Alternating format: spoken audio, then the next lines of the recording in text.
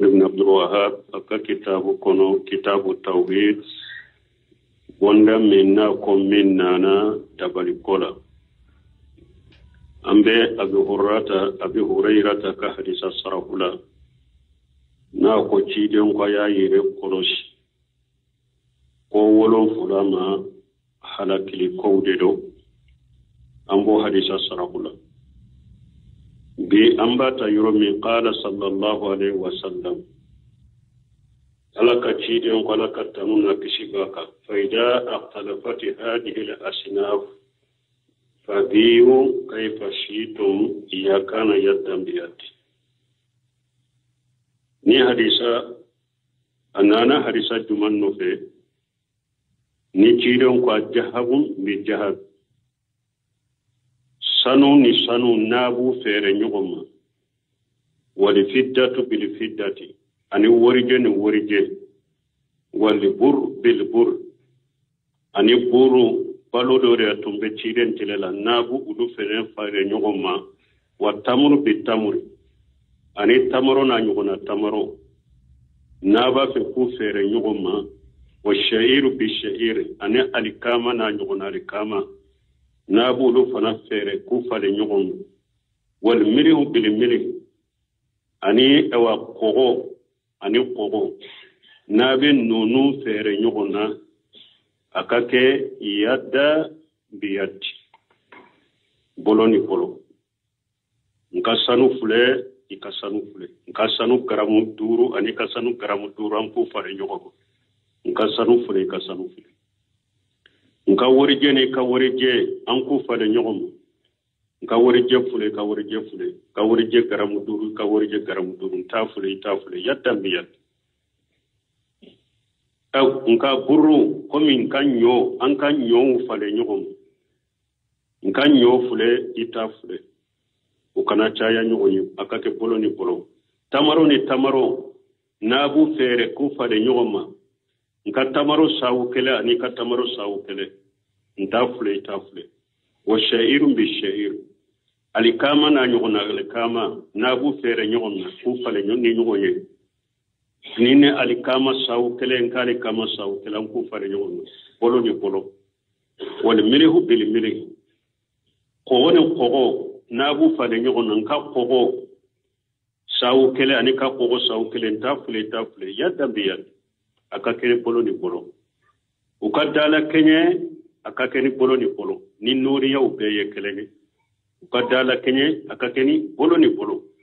o kofere ciden ko fayda aqtalafati hadhihi al-asnaf akum min ninnoni ya nunu na ya so kelewunte fabiu kayfa shitum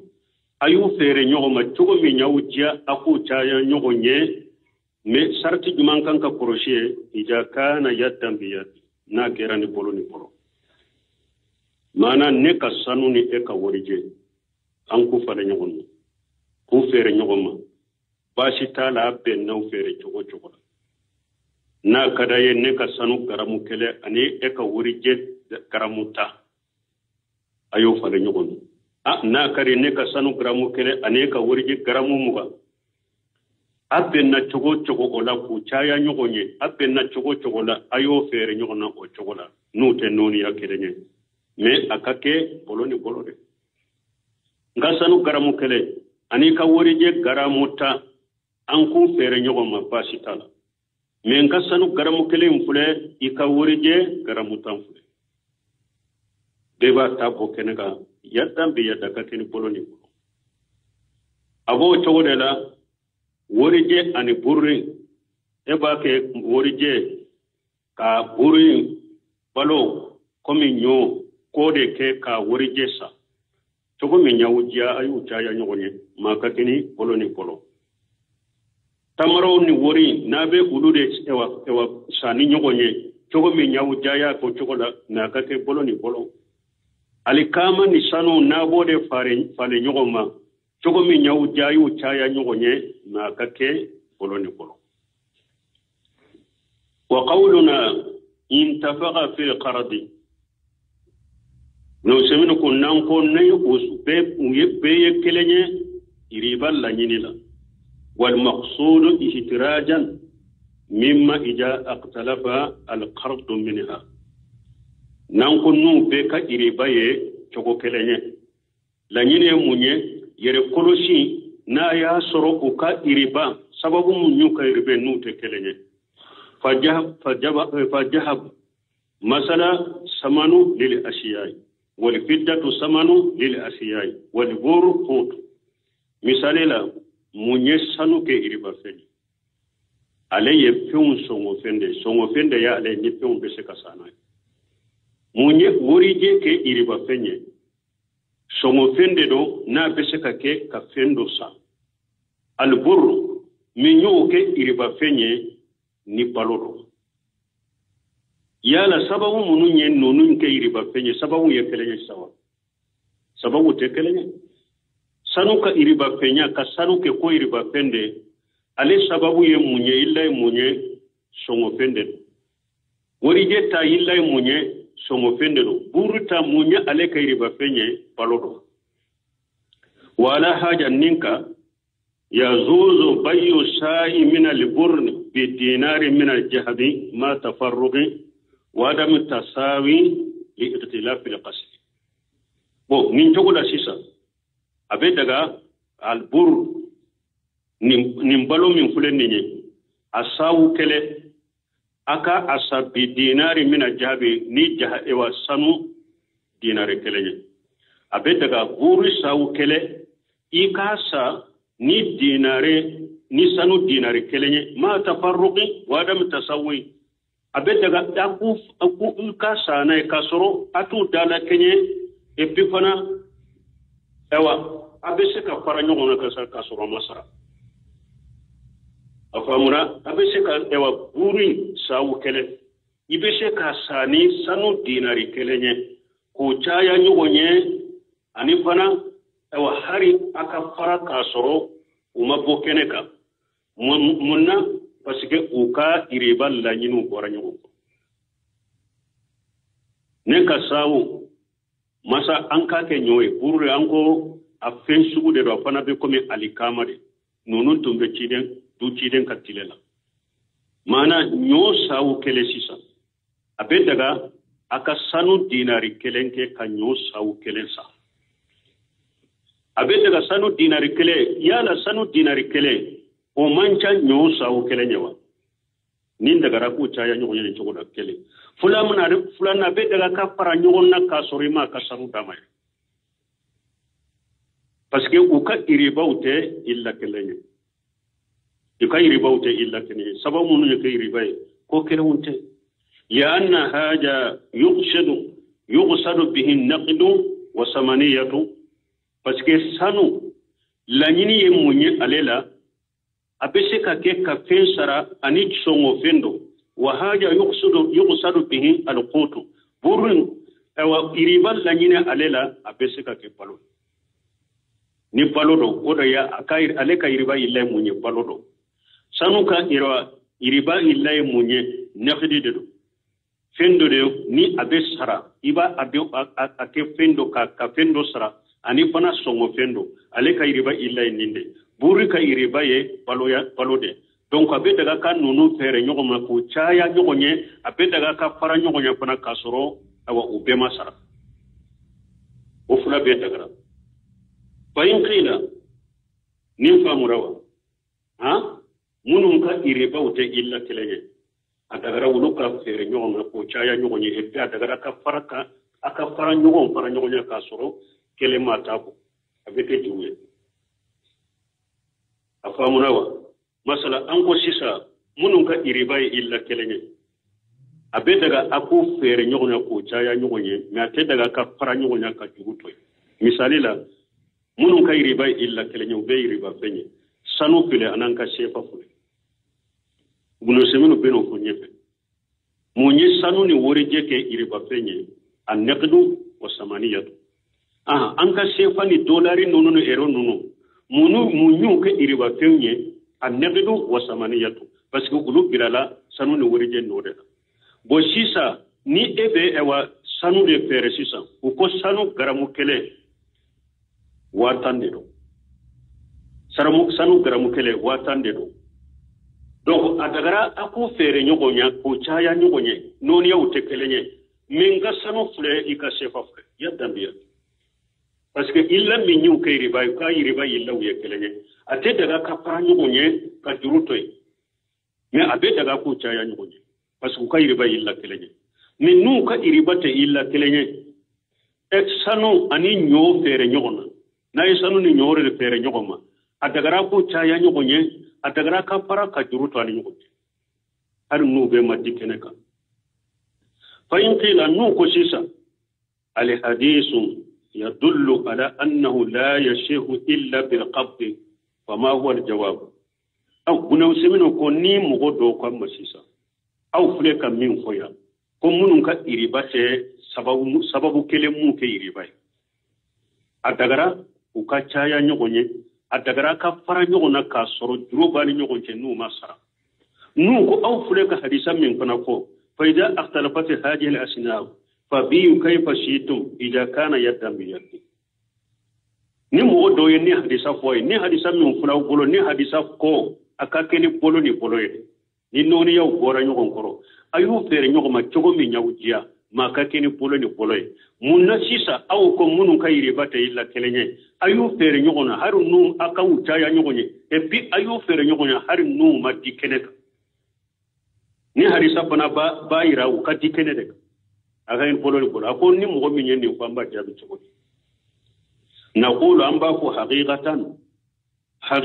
إن هذا مقترى الحديث من فلك فوشنتي نين دي حديثين كلا نيني أنك جاء بيت جهبا ببر وجب تقابض ني حديثين لنيني لجي حديثين لنيني بمينيرا ني أي سانوك كبرون بلوسا أواجبرا وكدكني كده من كده أرسبه أديرا لقول صلى الله عليه وسلم تيدنك كما قصلك التنوبنا تشباك فإذا اختلفت هذه الأصناف فبيو كيف شئتم إذا كان يدا بيد أرسك الله يني بايرا هل نينوني أو تكلني أو كتبولني بولي وتوا والجواب من يني حديثا فني يرولا أم بجاب منا جاب بك والجواب أن حاجة أن نقول جابوا ننا أنكافو قد دلت السنة من وجه آخر على أن القبض ليس بشرط فيما إذا كان أحدهما السمنا أم بن نجاب أم باكو سنة يدري لا يرانا كافو سرتي سنة يدري لا يرانا لا هلا ورلا أن القبض ليس بشرط فيما إذا كان أحدهما السمنا sunna ye delila iranna togoya werela ka fo minye minaliye o te saratiye na ya soro iriba feun la keleye songo fende na ya soro iriba feun la keleye songo de hadisa togo were ya iranna ka fo ubeka mina kene ko te saratiye tuguni o hadisa ye jumay qala ibn abbas qadima an-nabi sallallahu alaihi wasallam al-madinah Abdullah ibn Abbas ko ciden nana Madina وهم يسلفون في الشمار سنة وسنتين أيا سرم مدينة كوبي درودو نيوغنا نيسان كيلين كايري ديوغي كوبي سانفرا ewa nafolo tigido ebe se ka fo nafolo tigido e kube nafolo tigido be se kana nafolo tigido ma aw karasa ne wa makobe ni wori hakela ikani ni saru dinari hakube ni wori hakel ne makobala ika dinnema anka saratike tamaro kalite min kadiye ani tamaro saw hakemi ni makobala anka biala anka be saratila ni o sarati serambi ka tamaro dima alebe ika wori dima yoroni kele beta me eba ka tamaro dama naw be na sarati min ka eba dama ka una baska hadi salla nyini ode ako ciden nana aya soro madinan kaw be durudo nyogona ni sankelen ka iridon ube sanfula ka iridon وقال تيدن من أسلف في شيء أقوم مغمي نابي جرودو يغنى فين دولا فليسلف في كيل معلوم ووزن معلوم إلى أجل معلوم أكاد جرودو يغنى فين ni akas sumali do nendo mana ni kilo hakemendo akato ni mijani hakke min do akato na yasuru sawude do sawu hakke min do akato wojin ma'lum mana fi kayli ma'lum wo sawu hakke ni ayasuru fendo do be sumani sawude sawu hakke min do okato wojin ma'lum na yasuru min be sumani mijani do be kilo hakke ni mijani hakke min do akato ila ajal ma'lum kata sarti ma kona sarti min donen ni sabaka tafa yala minali ewa sungo fendira yurunin kelena mi yala ninya atayindi yurunin kelena wa cidin ko ila ajal ma'lum wala ako kata sarti wore de la donc jabu fulendinde wala haja ninka fa hadisu fa biyu kayfa shitum ida kana yaddan bi yaddi hadisan min nana kwayu fere nyogoma togo mi nyawuja na kirani bolo ni bolo la umuma limafhumihi akafamu globalité togo ya do bole mbala ninte ko hadisan famu togo te komi ko obe iriba fembe fere lika akake bolo ni bolo aka ewa minye hadisan ka umumu la umuma limafhumihi akafamu logolite bolilite ewa globalité akafamu lino mana akafamu libe togo dete fala yustaratu alqabd fi kulli surati min suri almukhalafati donc kan fem mina kwa minanike sigi yoroina kan yir minanike yoroni kele na sigi yoroina woti saratiye donc ewa togo ya bela na ya soro non ya utekele minanike saratiye togo ya bela na ya soro non ya utekele wa inna ma yustaratu alqabd fima idha antafaqa fil qard idha intafaqa fil qard donc hadisay bi qabdu ke sarati de na ya soro iriba pennunu ubekera kelenye sababu munyu ke iriba ubekera kelenye wala qabdu be ke sarati o yorode sababu munyu ke iriba illa minye ko iriba ubekera kelenye wala qabdu ya sarati o yorode la kajab bi fiddati wa bur bi shayr misali la komi sanu anu worije illa minye sanu ke iriba o illa kelende ma worije ke iriba wa donc abe daga ka sanu ni worije fere nyoko ko chaya nyoko nye ne uka iriba mu ye sababu kelende akake boloni ko wa bur bi shayr buri infana anko palodo tunda tumbe chiden tilela ni shayre alikama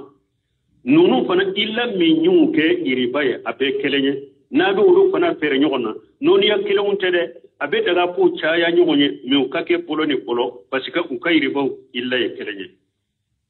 wa ma jahab aw fiddatu bi shayri wa nawihi fala yustaratu alqabd min na ya soro sanude aw ye sanuni alikama de fere nyoko masisa obi aye sanu e worije ani alikama de fere nyoko masisa obi ona nyoko naw minalite ke saratiye o yorola akake bolo ni bolo te saratiye o yorola sisa eye pewa kabade ke sisa katoka sanusa doko garamo tambi mbolo awa iko sisa basitala mba garamo tamma ko bala men ne kabade be ne be lore ne be kabade ke kika garamo tayisa kabato no kele ika garamuta mba asayi bolo kabato nukele ukayiri bawo ye kele nyawa adagara aku fere nyona ku chaya min nimbeshe ka garamuta ibeshe komina ewa ibabu kalo kele nyona nka kaba mba boshi mbena ni kakaba to nukele bashi tola ikayiri bawo te kele bashi tola na ye wuri jedo le pana niya sani ewa ikakaba de ube ikanyo ube ikamalo adagara ku chaya nyonye hari na mamina yoronin kelela ankara samma ko be sanu garamu ewa garamu fulala betonu kelendima mba sai bolo malo toni kele adagara aka garamu fulay ndima awa ikatonu ni ala sonna kalo kele nyona ndi katonu di basitola adagara ku chaya nyonye pasiko ko ire bawte illa kelenye واختلف العلماء فيما أدى هذه الأصناف 6 awa doni ka bawo ya nyugon soso femmin tenni noni ya woro inyesa yala iriba be wudaw be iriba noni ya woro ya famwa al jahab wal fidda wal burr wal tamr wal sha'ir wal milh ni fen woro doni ka baga be benem baka iriba be no min ten nonu nye yala iriba bolawa doni ka bawo ya nyugon soso فجاهرية قالوا لا يجري إريبا إلا في هذه الأصناف الستة جاهرية داود جاهري هناك موقف يكون حاجة منه ولو ترى كوني في مورين كو إريبا في مورين جاهرية وكوري موني مانا نه حديثا مننا حديثا جاهرون بمين يردرو ولو ببارا كنو دي كتا يروبري وقفوا ننما جاهرية donc lu ko ni hadisa jahiru ye ko woro min fodoro iriba danye ni goro woro de parce que ulu te qiyasula hadisa min nana to mi doro lu bo mi no to ulu te qiyas ulu ma ko te qiyasula jahiriya u te qiyasu ke dinala donc ulu bolo ni noniya fula noniya woro iriba be nonu de ni nonu te iriba pente li annahum parce que jahiriya la yarawuna li qiyasa parce que wulu te qiyasu ye wulu qiyasu te wulu bolo fa yuqtasaru ala ma ja bihi nas wulu bolo min nanas hadisan nas kono dro ambetta hotel fa yazuzu indahum mubadalatun aruzi bi jurrati mutafadilan ma ta'aqur al-qabd jahiliya bolo sisa malo ani kaba abe daga aku fere nyogonye ko chaya nyogonye hari numa mina yoro mikele parce que lu bolo iribate wo jahiliya bolo iribate malo la iribate kabal adagara ko fere nyogoma ko chaya nyogonye ewa makononi kake nyogonye fana li annahuma la yadkhulani fil mansus alayhi parce que lu bolo ko ewa minye malo ani kaba konna sumna na munun ka ku fulate se ka dokala nye jahiliya utai وما أهل القياس من المذاهب الأربعة من قياس تقوم منو قياس بكتين لا مذهب الناني تقين فإنهم أدعوا الحكم إلى غيرها ولو يريبين كما كبوني فمورو لا كتا أتنالا منو بقياس كتين لا مذهب الناني تقين ولو يريبات كما نينك ورو لا كتا فمورو لا إلا أن بعد منهم لم يؤدي الحكم إلى خيرها من أدو به منو نوسنن بقياسما أدو به وسنن بقياسما ده من أما إربا كيرتم نفهم وروك كتفهم ورلا وهو من أهل القياس كسر أتقي قياس دنكده فنا مثل ابن عاقل رحمه الله مثالي لابن عاقل على كنما فإنه قال لا يجري إريبا إلا في هذه الأصناف الستة لا لأنه لا قياس ابن آغل أكو إريبا تبولي فويلا نين في أموروتي من أكروت كو ابن آغل سننت قيسا موتري قيسا بالي بولالي قياسو أتكو من قوى بانندو قياسو مالي قياسو بابن آغل كو mais on a tabe qiyasu tigido mais on a tabe ko iribate poli foila nini fe ngorte munna qiyasu tigido kana walakin li anna al ulama aqtalafu wa ritarabu fi illati allati min ajliha kana riba ako parce que ko doni ko bawo yenyu so nim fe ngoro tana sababu min nyuke iribai doni ke bawo takana sagini nyogon soso yusoro ola ko ola فلما أدتربوا تمام تكنا ساقي يسرو دو نافع نيو كبا مالو سبب من ياكي رباي نيندو دو ويري نافع دون كبا سبب من ياكي رباي نيندو تمام ينيو سوسو كتكنا ساقي كنين شغلا وكاد إربا سبب لا ألقينا جميعا هذه الإلالي أقول أمدو أدو كسبب ببلا رسالة أمدو أدو تابلا رسالة وبغينا الناس على ما هو عليه من الحسر في المنصوص عليه ولا أمب كلتو أتقولا حديثا نسود ومنون تاغتوما أنك دعولا كيرباتو قولا أتومي نسو سولي كيرالا أمب وكا إربا إلا نسببولا أنكو لو تابي بلا سياكلا حديثا نسو يمنون قدرانك دعولا ابن آقل تاي نيني وشهيه لابن سمينو كما سهلين يميني أن إريبا يجري في خير الأصناف ستة إريبا بقولي ni min ten nin kalite woro nye iriba be boli fenwrela min ten nin kalite woro wa anna al illata hiya al kaylu wal idqaru ma tu'um o kuna samir ya irassa yaro iriba illa balo nonu na nyo nonu na kaba nonu na malo nonu na soso le chama ba donala do ba fa tu'um wal idqaru do ba fa al kaylu wal idqaru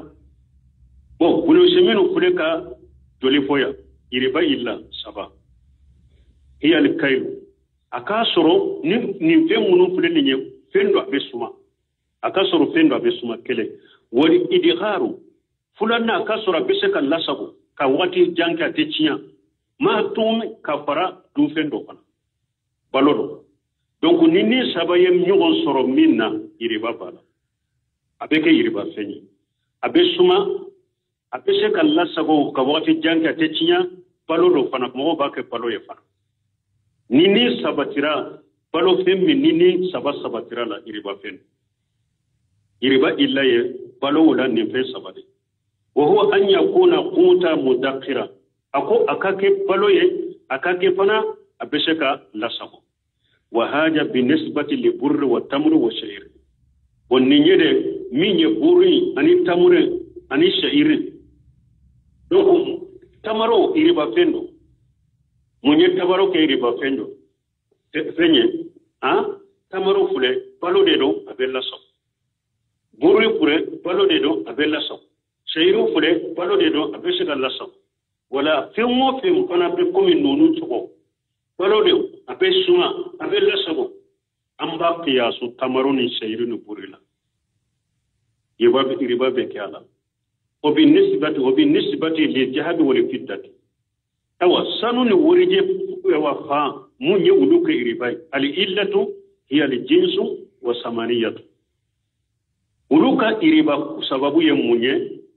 كاليتي وكا كاليتي أنو نو بكي سوفيني فقولنا الجنس ولو سمينكم من عليكم جنس لأجل أن يسمل الغليا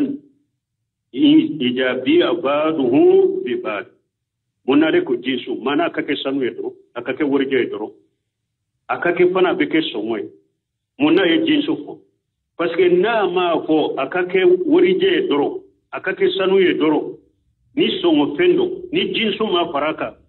muso ga masirina ka sanu mununye ni jinsu ma faraka oteska muso ka sanu mununya ka masiruye yala ulu ye songo fenyewa ulu maralende na le koro akam masiru de do donc ko jinsu koro do munne puru o sanu masiri fe un ka do akono ka fo riba fe un de har nu teke ka fendo sa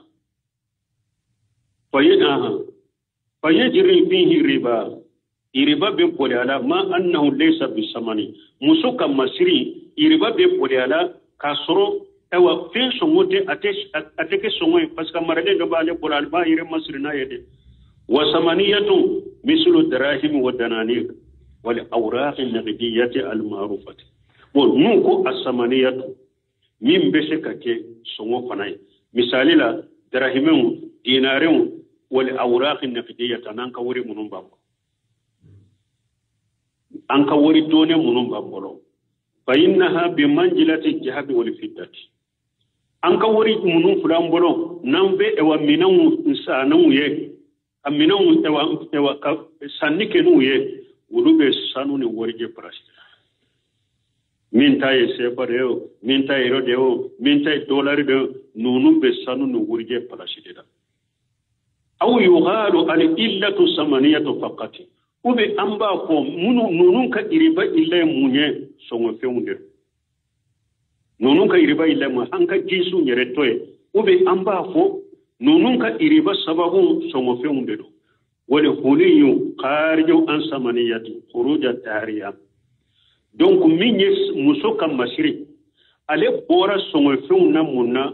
a bora bodi mindo bori tunna le kan bodi tunna le kan bonati muso kam masiri yala songo fe no be songo fende munya bo songo fenyala masiriya o tunna le kare li anna tahalli tariyo parce que muso kam masiri ni alaye or kera fentunne nu fenna nende wala aslu fi jahbi wala fiddati samaniyatu lesirila sanuni warje songo fendo de ya annahuma samanu lil asiyai parce que ulu be ke songo de fenunye fen satawye ni be fen munusa ulu be ke songo e kodela donc nonun donna nonun ka fa mi nye balonye ulu ka iriba illa munye sisa folo anka famu folo iriba fenunye fen ngoroye sosoli tola o donna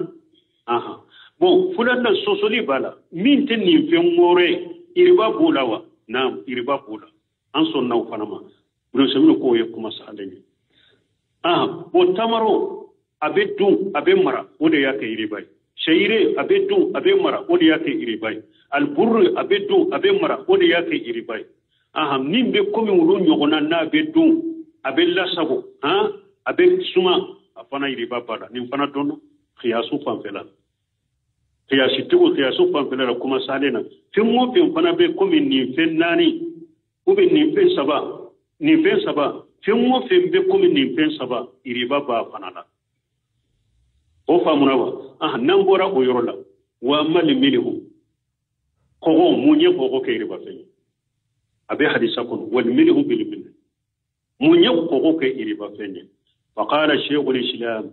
innahu yasluhu bihi al-qut shaykh al-islam bun tamiya ko minye ko ke iriba fe ne balo be dilanai ay fa huwa tabi'un lahum donc ale be balo no fede fal illatu laysa annahu qutu alika iriba sababu ne akayillate ko balo de lakinnahu min daruriyatihi me balo fendo de do ni balo te tako wali haja koninde koso law tahanita burra wala mu yakunu fihi milhu lam yabqa illa ayama yasirata fayufsidu ako buru fule ni ale susu ni ya astusu ni ma kogo faraka wakati kunkurune na meni bolo dura beci ni ba fe buru aywa amugu ka mei bolo ni ba ale susu amugu ibe kogo de faraka kabilai abe me wala ateciya me ni kogo ma faraka wakati kunkurune kono abe se kaciya fa idha kana fihi limilhu manahu min alfasad من يقوغو بالا قوغو ينباب أبالي تنياليلا فيقول لما كان يسنه به القوت جويل له حكمه دوني كبا وقوشيسا فيقول وكو لما كان يسنه به القوت قلت مامي بلو بدلاني قوغوري جويل له حكمه بلو كيريدا تمامي بلو بدلاني قوغوري balo kiri dirama ale fana kera iriba fenye nini sababu de donc a famuro de ato abe doni ka bawo dobolo hari tulu nunu sukaro nunu obeke iriba fenye ko fana no balo be dilani ko e togomi balo be dilani fenwure munu fana ye iriba do olu fana doni ka bawo iriba do olu fana la ko sababu la qiyasu ko la وقوله ناكو حديثين كنو نجيدن حديثين كنو وأكل ربا أني ربا دون ذكر النبي صلى الله عليه وسلم الأكل جيدن يدومني فو ربا أمبورا سرحو لا أمبا كناسو سرحو نينت سرحو جنب دومينا وشيسا فامنا نانكو منو نوكا ربا إلا يكلني أدغرا أكو فيرنيو نكو چايا mais sarati mun tagabulu kake bolo ni bolo anka shefa sisa ero nunu sisa dolari nunu sisa o ka iriba illa ni sanu no wurje ka iriba kellenyu be kelendo o di ato nyenkari de la kake bo sisa ni e tara sanu sambo bolo sanu ewa garamuta wamuga nyen sanu garamuta aya fere nyogo ma wamuga e ka sanu garamuta ta mo bole ka wamuga jurube na ni nya sorbe na be daga wa iriba nesia ote daga parce que illa min nyon ko iriba be kelenya abe daga ka sanu ani sefon ni dolaru ani ewa ero aku usani nyogo nye me aka kene polo ni polo nka sanu garamuta fule ka wamuga ubi nka sanu garamuta fule ikawa keme fule atagara ku chaya nyonye makeke ni polo men ni aye kelenke juru ye doro iriba nesia be makono ni iriba obe wori je go chokola nka wori je dinare muga mbabe ka asai bolo wabidu aha awa dinare muga indi me wabidu tene bolo saibe makono ni kenye atetaga parce que illa minye ko iriba kelende do abe daga ku chaya nyonye de me ni ye wori je garamu muga indima ika akawa biduruda doro nin kele donc nimbe famu nati sanu boyoro la munu beta sanu boyoro la no be sanu mina mo bolo jurula ku be na fere o ko fe mbeti ka wori be ma te pere iriba few kula de do sababu nyuke iriba kelende do ni hakki intara sanu be wa sanu boyoro la imma ko be garamu hakke minna nu tubiyo garamu hakke jate ka dima iu ka wori jate ka duma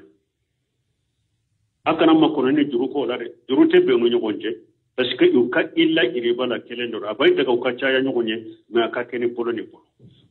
na ko akil uriba jakara nabi sallallahu alaihi wasallam al akla shirenye duni defo li annahu a'ammu wujuhul intifai parce que hada madembe na palim min keni woriye ana falla bole nyere duni de haka ya kala ahlul ilm doni ko ya fo ne jode da wodi ato cide nye dumuni fo parce que hada madin kan na papan chama ni woriye mundo duni ta wodi ato cide nye duni wodi haja kala ta na fi bani israil ninde koso ala ko bari salanka ka kibari ala waqihum riba wa harinnuhu an aku ka riba min ali sababula ayasuru ubali la riba min alina wala mu yaqulu wa akilihum ama fu ka duni parce que ka fon ewa misali la sa ni mo min ko cide nye riba haramu ya ni ba dude men ne beta so de jona o ba la daga ye o ta la daga ye munna tuma me ala tumbe yahude o kayri ba du fo qur'ana kono ama duni fo ako wa xiji muri anu kayri ba minali ayem minali de fo ama duni fo wala akhiju a'ammu min al-aqil minali fana gorobalin do gorobali kateme duni ka mo do be se ka iriba mina ibeta so jona ibe iriba mina ibe se ka ta adi doma ibe iriba mina ibe se ka ta do jurula ibe se ka iriba mina kata muso furunai ibe se ka iriba mina kata du minani fana gorobali le do kateme duni ka fa akilu riba manahu akhzuhu ni jiden ko akilu riba la nyine munye mimbe aya riba minani sawa asamalahu bil akli aw li farsi aw li binai aw li maskani aw ghayr zalika iriba na ko wakilu riba la nyine munye iriba minali ya haramu ye akera sa ni iriba minaya ya du akera sa itara do dilawu ndo de la kataka akera sa yete wa be sode donai akera sa wa iye joli de kenai u akera sa wa yika sigiyoro de jonai sode jonai o hayre jali iya do sojo joli de la u be iya do sojo de la nuna nyogono iriba minali de gorobali duni koro de kayriba mina akera sa iriba minalin ko pe yake pe mo fe ala ya minali harabuya wa qawlu naqu wa aklu mali al yatim ani al yatim kan nafulu al yatim huwa alladhi mata abuhu qabla bulughihi yatimai munye mogomi afa sara sana kabari nimbe to wala yatimbe mogomi fa sara sana kabari ya sawa'un kana dhakara am unsa wotigi kera dein kera sa che mani do musumani do sa min fatura ka sura mabaruya akera chemana akera musulman ode toko al-yatime amma man matat ummuhu qabla bulughihi falaysa yatima la sar'a wala lughatan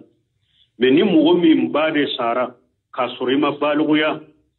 ite wule ko al-yatime sariyala ite wule ko al-yatime lughayre lughani sariyabe ite wule al-yatime min ba sara ni min ba sara ka fitin to ka sura mabaligu wote wele al-yatime sariyala wote wele al-yatime lughala li anna al-yatima ma'khudh min al-yutumi parce que al-yatime aminana arabu kanna yutumi yemunye wala infirad ay anfarada anna likasib lahum mogomi iklen tora barakilati bolo min be barake katima balo bakatila yutumiya koroyede mana ekkelen fule katto balo bakatila parce que ifate li anna abahu huwa alladhi yakshibu lahu parce que dew fule ifade be barake ye ki balo wa qusal yatim kiden ya yatim krekereya li annahu la ahadan yudafi'u anhu parce que mo sitte min be nyoni ne ke kabwaleka wa li annahu awla an yurhama ani bana al-yatime de kaka anka hinnala wani haja ninde koso jala Allahu lahu haqqa fil fay ninde koso ni alayen na min boshi kafirula kasagi kana mu'minuma adi baitul malum alayen ni yoroke al-yatime wonna fulula wa idha kana ahqqa ajruhama woni al-yatime de kaka anka hinnala ka nema فكيف يستو هذا الرجل الظالم على ماله فيأكل تقولي إبا ني مغو كيتو نيالكلا تقولي إبو وكان فلو تكاد ني على تيمة كاكان أنك هنالا تقولي سيرا بدي إتو نيالكلا ما كاكان نفلو منا كاتو ويغال في أكل مال اليتيم ما خيل في أكل الربا أو أن يمين فوق الربا دونا تالا ونيغونا دي بفو al-yatime fanan na furu dumbala mana ni ciden ko wakilu riba akoro de al-yatime to nyodoro kakan na furu minala akera saya duye de akera saya yo sojo de la akera saya do tilaun de la akera yeso de sana isa iya ke pengo pe aha murai kakan na furu minale dro duni ndronte comme anya fo riba tala falaysa qassa bil akli al-yatime kan na furu dunen amma akan na kullu min alima haramu yayi bolo ni doni ndonde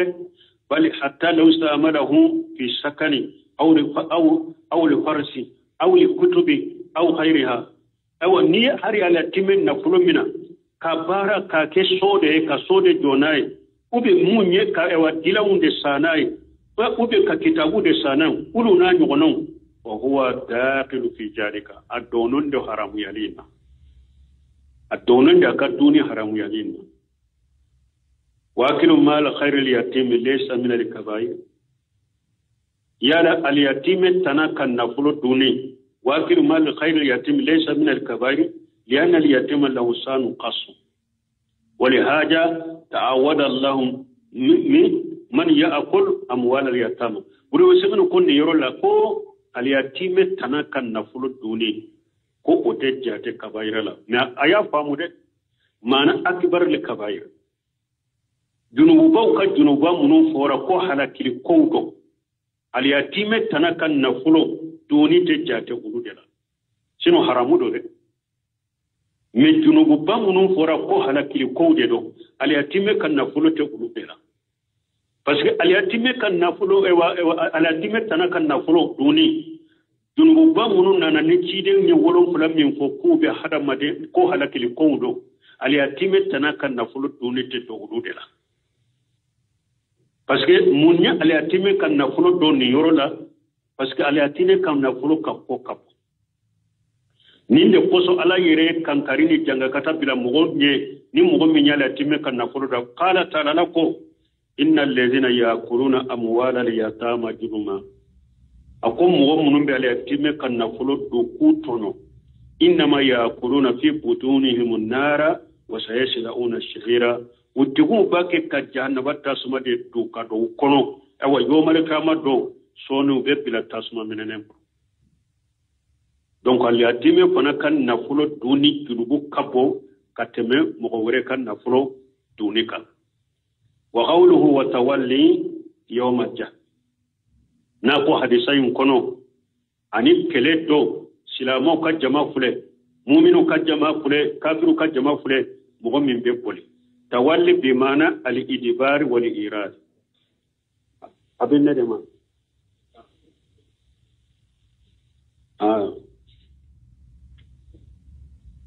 a erin ko ne ta bawo a kaccau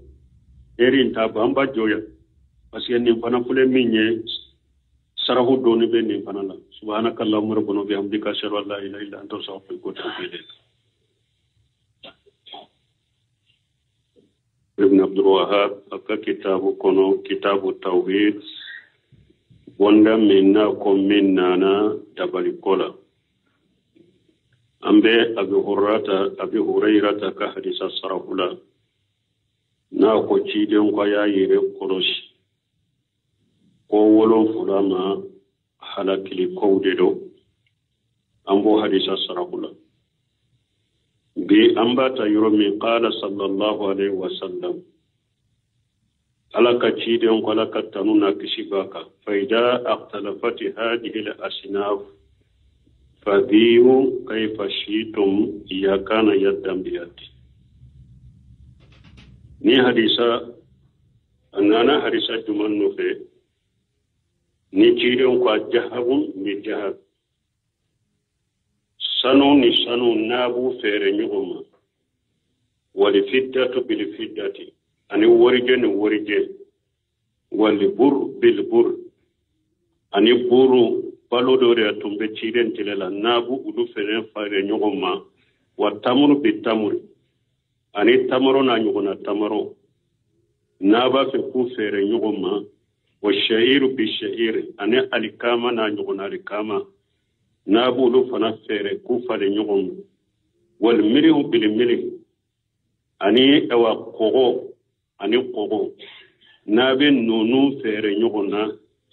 akake yadda biyati boloni polo nkasanu fule ikasanu fule nkasanu garamu duru ani kasanu garamu duru ampu fare nyugo nkasanu fule ikasanu fule nka worije ne ka worije anku fare nyugo nka worije fule ka worije fule ka worije garamu duru ka worije garamu duru ta fule yadda biyati nka buru komi nkanyo an kanyo fale nyogom nkanyo fule ita fule ukana chaya nyogom akake polo ni polo tamaro ni tamaro nabu fere ku fale nyogoma nka tamaro sawu kele ani ka tamaro sawu kele nta fule ita fule wa sha'iru bi sha'ir alikama na nyogona alikama nabu fere nyogoma ku fale nyoni nyogoye nine alikama sawu kele nkali kama sawu kele ku fare nyono bolo ni bolo wal milihu bil milih ko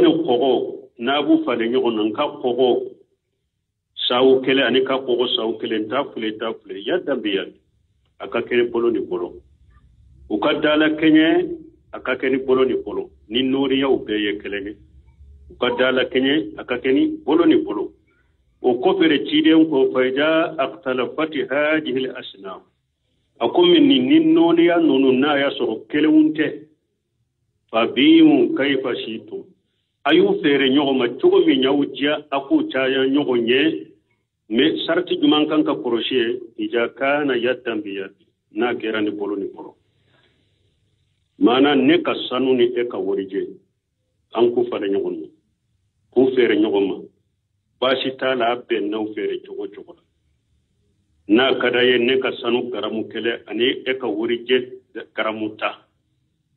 ayo fale nyogon na kare ne ka sanu garamu kele ani ka wurije garamu muga abben na chogo ola ku chaya nyogonye abben na chogo la ayo fere nyogona o chogo la nute noni ya kele nye me akake boloni bolode